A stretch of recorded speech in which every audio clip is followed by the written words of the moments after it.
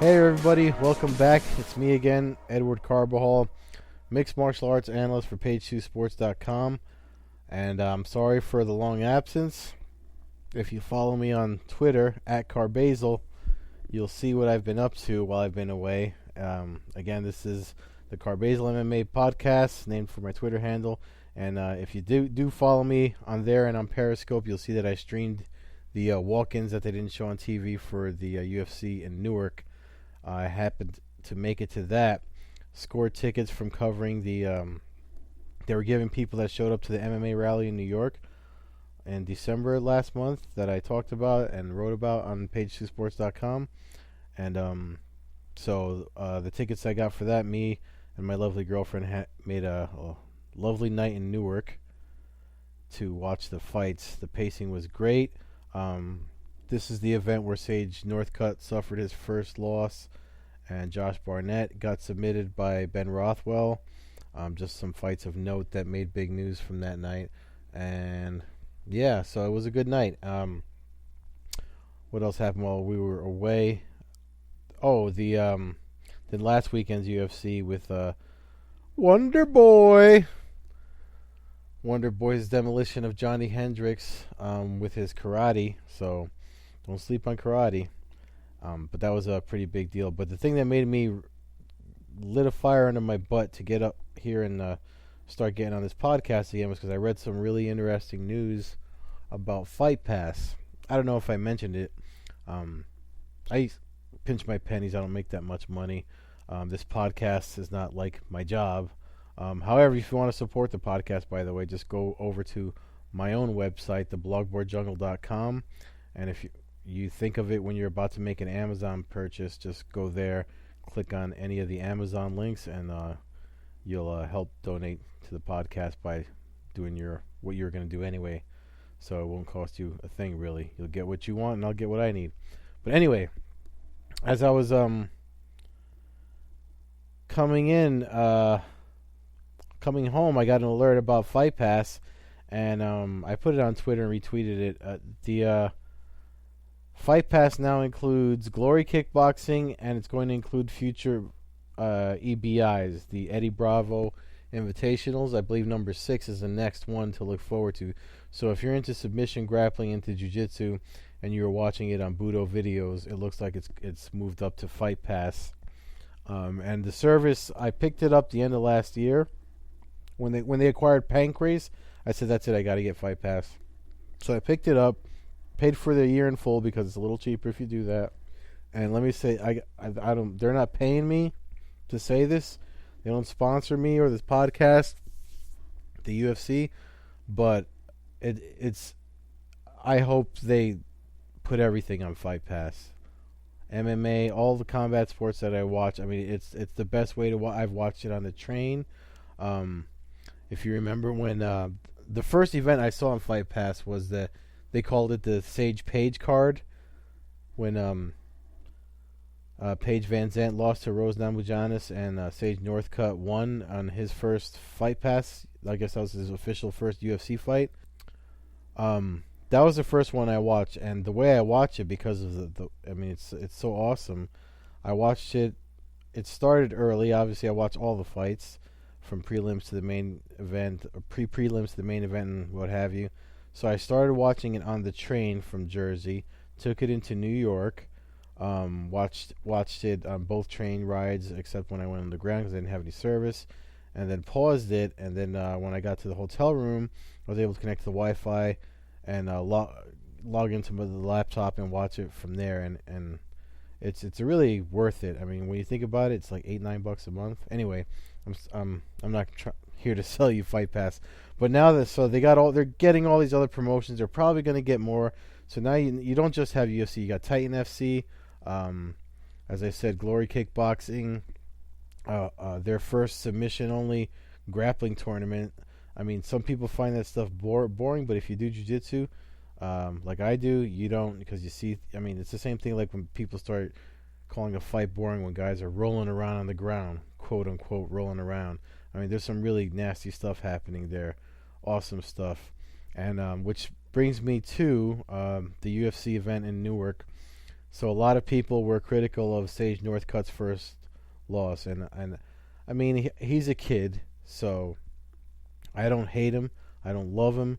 He's brand new, and so people right away, I guess because of his feathered hair and what have you, people are hating on him. I'm actually watching Fight Pass right now while I'm recording this, just so you know. I missed the Pancrase, which is the same night as the event I'm talking about, Sage Northcutt's submission, and it's awesome. Anyway, so people were saying, "Oh, he tapped fast." Even Joe Rogan was like, "I don't know what happened. I don't know what happened." So it turns out what happened was he had just gotten over strep throat. But regardless of that being an excuse or not, it's the choke he had on. If you watch the fight again, Barberina, who beat him, when he's on top, he's in Sage Northcutt's half guard. He's got his left leg in, and he presses his right shoulder into Sage's neck. And as he does that, Sage Northcutt goes for what looks like he's trying to do that front headlock, schoolyard headlock, or whatever the case is, like a guillotine, but doesn't have the other grip. He does it very briefly, but in that little brief amount of time, Barberina applies pressure with the bite in his arm under Northcutt's neck, and then clamps his hands on the other side of his shoulder, and he does what actually Joe Rogan kind of coined the term the Von Flue choke. It's still an arm triangle, but I think his first name was Jason Von Flue from The Ultimate Fighter. The very first season did it, and ever since then, and Joe Rogan called that fight. So when he was saying he wasn't sure, or whatever, I don't know if it was the angle and the way it was cut on the monitors. Because if you watch, I watched it when I got home again the next day, and people were saying how he tapped quickly, but actually Henry Gracie did a really good breakdown of it, and he mentioned the fact that the way they cut the camera angles on how everything happened, it does look like he tapped quickly, but he didn't. So, people should just stop hating on that kid. There's nothing. He's 19 years old, so he's gonna have a lot to learn, and he's got time to learn it, and he can get good, and the UFC can still bank on him, making some more money. And people love to watch people. It's like the internet makes a lot of haters. So most likely what's going to happen is if he fights again, people will tune in to watch him lose, just like they do with Brock Lesnar, just like people want to do with CM Punk, who the news broke this week is out of or delaying his fight with Mickey Gall, who's from Jersey, by the way. But shout out to Mickey Gall, Jersey. But yeah, so I don't know. The internet, there's a lot of trolls out there. People like to hate, but I mean, let's give the kid some credit. I mean, he's in the UFC. He fought. He's definitely got a better record than CM Punk because he put in his dues and fought in a local promotion before looking for a fight. Dana White and Matt Serra picked him up. So the loss was legit, and he's taking it like a man. So hopefully he works on his ground game and gets better. And then that choke that Rothwell did to Josh Barnett, that was something else too, because I actually thought Barnett was gonna submit Ben Rothwell, and look what happened. So that was surprising and good for him. I mean, he put himself on the map. A lot of fighters coming up, man. 2016 is going to be such an awesome year for MMA. And then the weekend after that, obviously the Wonderboy, he did some. Stephen Thompson, he did some work, man. I mean, I saw him fight in Vegas when I was there for UFC 189. The next day they had the Ultimate Fighter, whatever it was, the Florida one. And I'm going to Florida soon, by the way. They had that, and he fought Jake Ellenberger and caught him with some crazy kicks too. And I was impressed back then, but the way he finished former champion Johnny Hendricks, that, man, if you didn't know anything about Wonderboy before that, you've obviously been hearing his name a lot now. I'm recording this on the Thursday at the end of the week, so a lot of the news, I mean, people have been talking him up all week, and he deserves it. It's for me personally. For me, it's great when someone that has a traditional martial arts base, and by traditional I mean it in the sense that they don't go to some mixed art fight club where they never put on a gi and they don't do belt rankings and stuff like that. That's why I like jiu-jitsu guys, but because it's necessary in martial arts. Royce Gracie proved that in the very first UFC.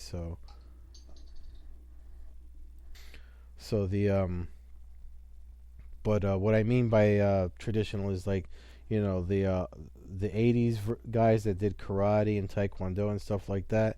There's guys out there that do it, but they may not talk about it that much.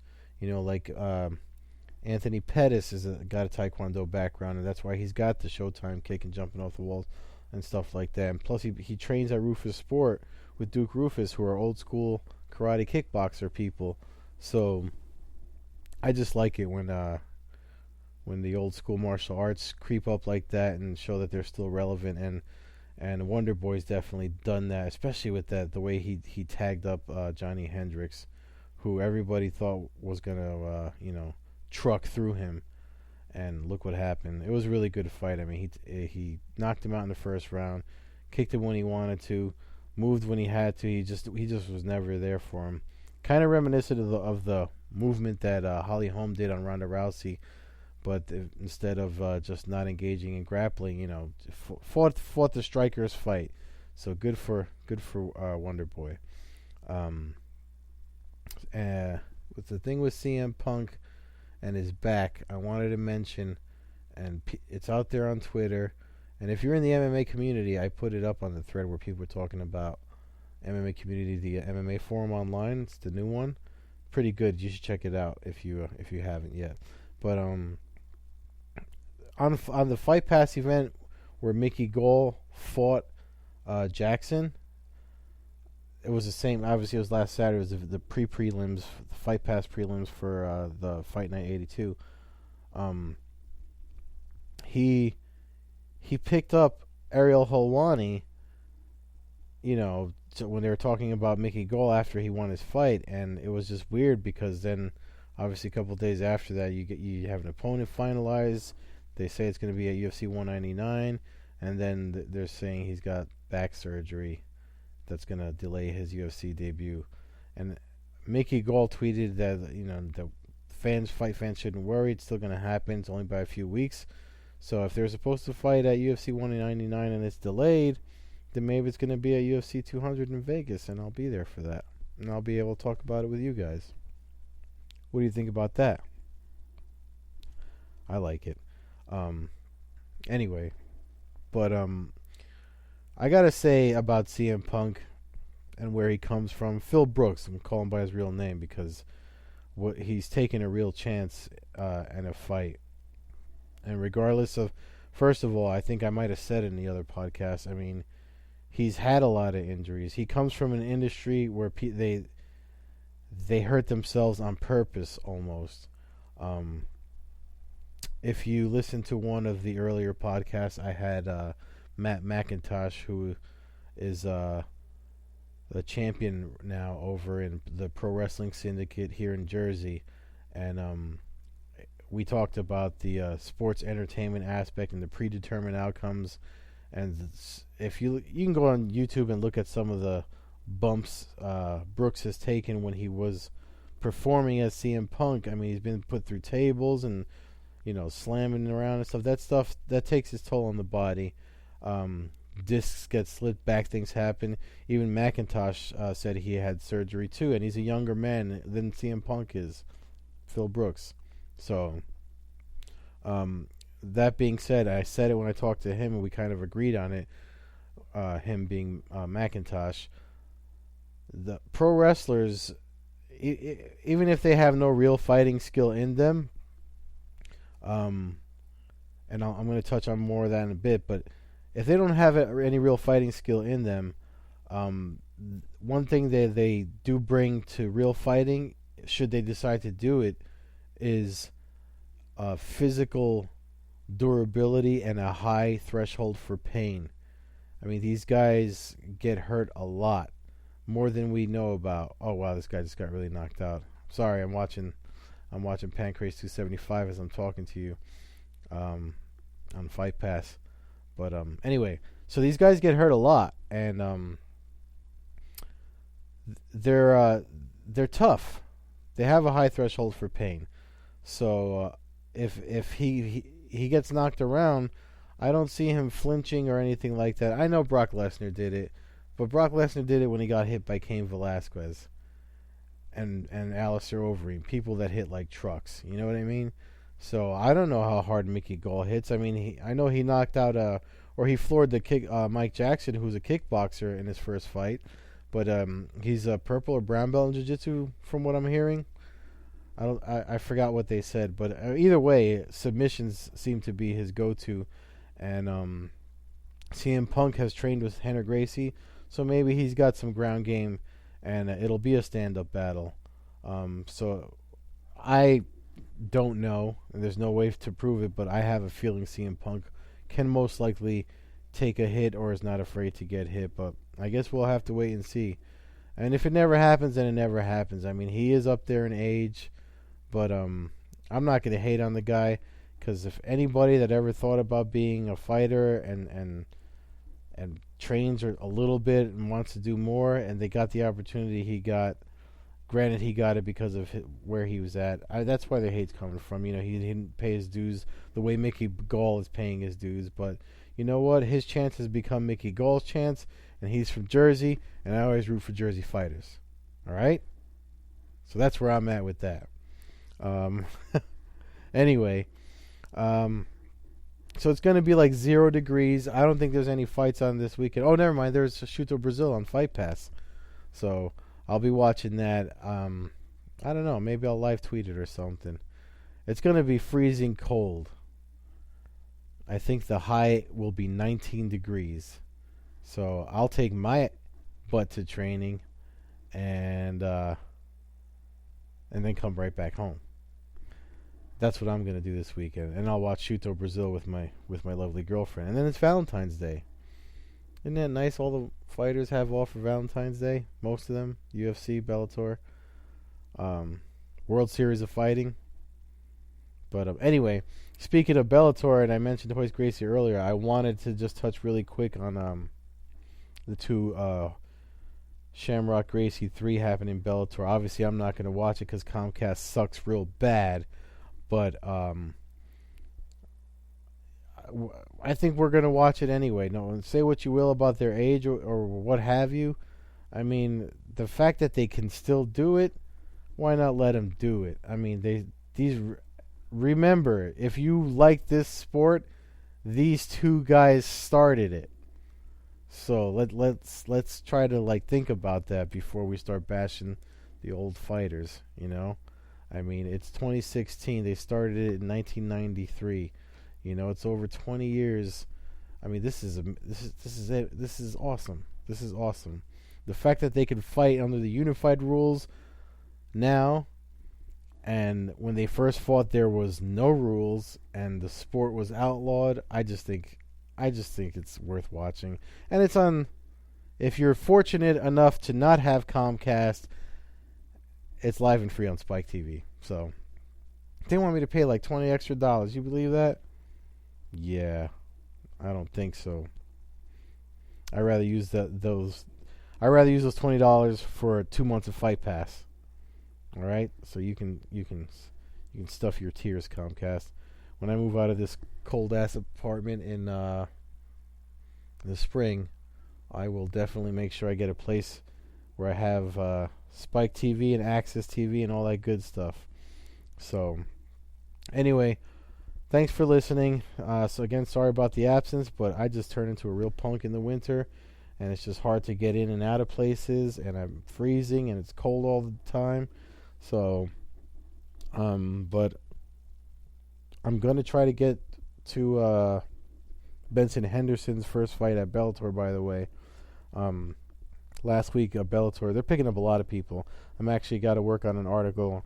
They got 3 ladies from Brazil because they want to build. It looks like they're going to try to build their women's division this year, make it a little more solid. I think they're bantamweights. I got to look at the press release, but last week, Sergey Karatanov, Benson Henderson, and Chris Lieben. I put the Chris Lieben article. There's 2 articles up. There's one on my site, theblogboardjungle.com, and you can read about him and Benson Henderson and Sergey Karatanov over at page2sports.com. So check that out. And obviously they're not done. So between the last week and this week and what's going on with their February 19th show with the Shamrock Gracie card, Bellator's putting in work too. So this is 2016 going to be an awesome year in MMA, and the ban has to get lifted in New York, which is going to make it even more awesome.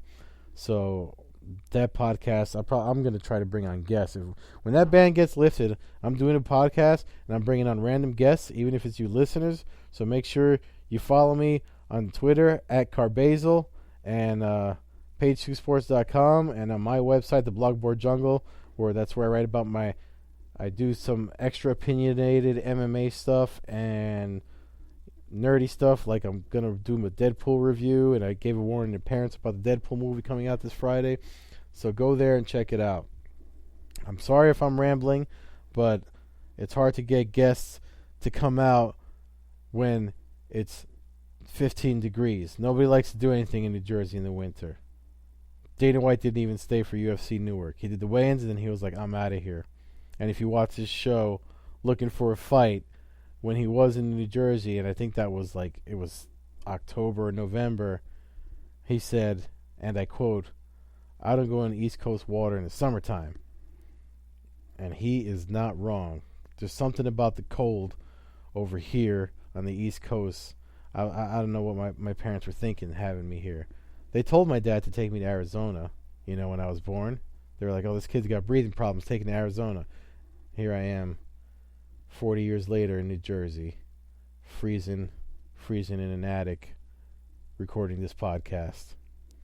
But anyway, all right, that's it. You know what you could listen to this podcast on? An Amazon Echo. Buy one through my website. Go to theblogboardjungle.com and check it. Click on the link, and yeah.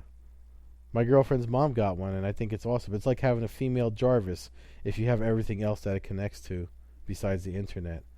Otherwise, it's just a really cool music player. Anyway, all right. I think that's it. Yeah. I'll see you next week. Have a good weekend. Enjoy your Valentine's Day, lovers. Bye-bye.